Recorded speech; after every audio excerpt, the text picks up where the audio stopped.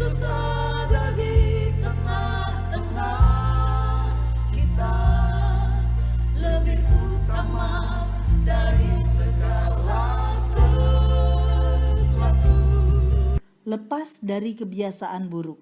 Tetapi Sakeus berdiri dan berkata kepada Tuhan, "Tuhan, setengah dari milikku akan kuberikan kepada orang miskin, dan sekiranya ada sesuatu yang kuperas dari seseorang, akan kukembalikan 4 kali lipat." Lukas 19 ayat 8. Sahabat Iktus yang dikasihi Tuhan, kebiasaan merupakan respon dari seseorang terhadap sesuatu tanpa harus dipikirkan kembali atau secara otomatis dilakukan karena sudah sering dilakukannya. Kebiasaan yang terus-menerus dilakukan akan menjadi tabiat dan semakin sulit untuk mengubahnya. Banyak orang berusaha untuk meninggalkan kebiasaan buruknya, namun semakin ia mencoba, seringkali justru semakin dalam ia terikat dengan kebiasaan buruk itu. Kisah Sakeus mengungkapkan satu-satunya cara bagaimana seorang dapat mengalami perubahan yang drastis dalam hidupnya.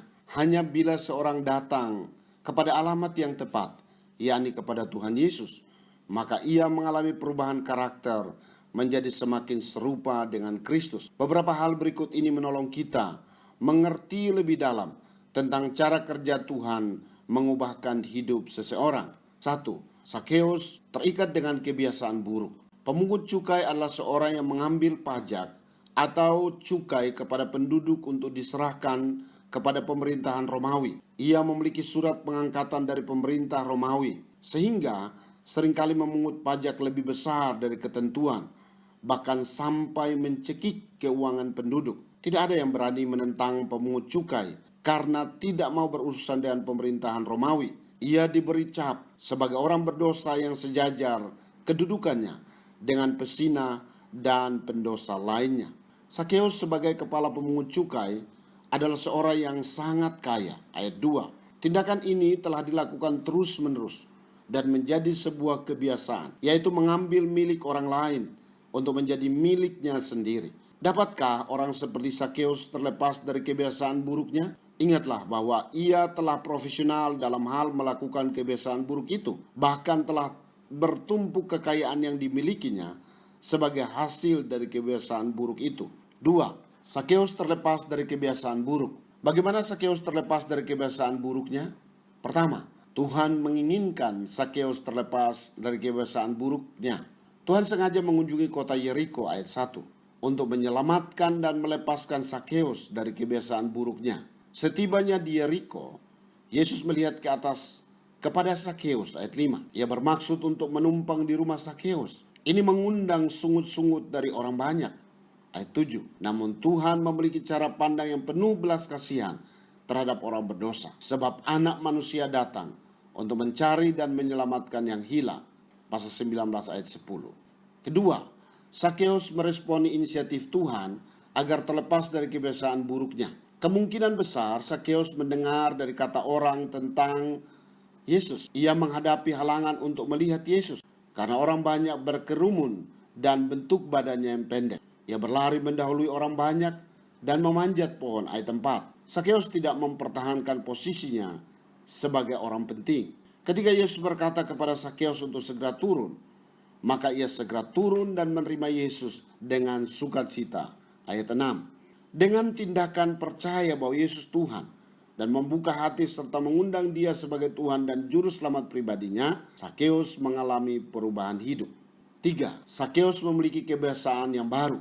Pada bagian ini, perubahan apa yang dialami oleh Sakeus setelah perjumpaannya dengan Tuhan Yesus? Pertama, Sakeus memiliki kebiasaan baru yang baik, yakni setengah dari miliknya diberikan kepada orang-orang miskin. Ini adalah tindakan yang bertolak belakang dari kebiasaan buruknya yang lama, bahwa ia tidak lagi mengambil milik orang, tetapi ia memberi miliknya kepada orang lain. Perubahan yang dialami oleh Sakeus bukan perubahan secara bertahap, melainkan drastis. Hal ini dikenal dengan istilah metanoia dalam perjanjian baru, yang berarti berbalik 180 derajat. Kedua, sekiranya ada sesuatu yang telah diperas dari seseorang, maka ia akan mengembalikan 4 kali lipat. Ini menunjukkan bagaimana ia memiliki hasrat untuk menyelesaikan semua hal yang terkait dengan masa lalunya. Ia akan masuk dalam kehidupan baru dengan kebiasaan baru yang memuliakan Allah. Kebiasaan buruk biasanya menyisahkan akibat yang harus dituntaskan ketika seorang hendak memulai kehidupan barunya. Hal terakhir yang menjadi sukacita Tuhan adalah bahwa keselamatan telah dialami oleh Sakeus, bahwa ia termasuk sebagai keturunan Abraham. Ia memiliki hidup kekal di tanah perjanjian, tanah surgawi. Sahabat Iktus, kisah Sakeus menjadi gambaran kehidupan setiap orang berdosa dalam keterikatannya akan kebiasaan buruk. Ini dapat berarti kebiasaan buruk dalam hal berpikir atau kebencian yang tersimpan di dalam hati, kebiasaan buruk dalam hal perkataan, tindakan, atau apa saja dosa yang sering dilakukan menjadi sebuah kebiasaan. Banyak orang yang berkata akan mengubah kebiasaan buruk secara bertahap, namun kenyataannya kita selalu gagal meninggalkan kebiasaan buruk itu. Saya bersyukur karena Yesus datang untuk mencari dan menyelamatkan saya yang berdosa.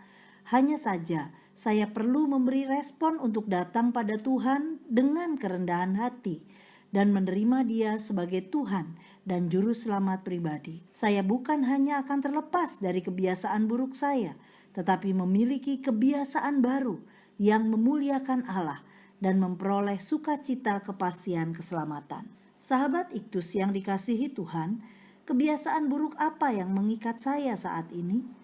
Dengan cara apa saya dapat terlepas dari kebiasaan buruk itu? Apa yang akan saya peroleh jika saya telah melepaskan kebiasaan buruk saya dengan cara yang benar?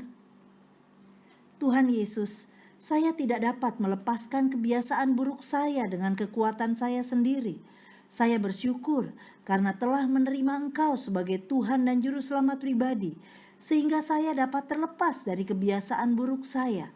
Saya sedia memulai kebiasaan baru yang memuliakan Engkau dan menyelesaikan semua hal yang terkait dengan masa lalu saya, sehingga saya bebas dan dapat terus bertumbuh dan menghasilkan buah. Saya bersyukur karena selain saya memiliki kepastian keselamatan, saya pun memiliki kehidupan yang lebih berguna bagi kerajaan Allah. Amin. Jadi apabila anak itu memerdekakan kamu, kamu pun benar-benar merdeka. Kristuslah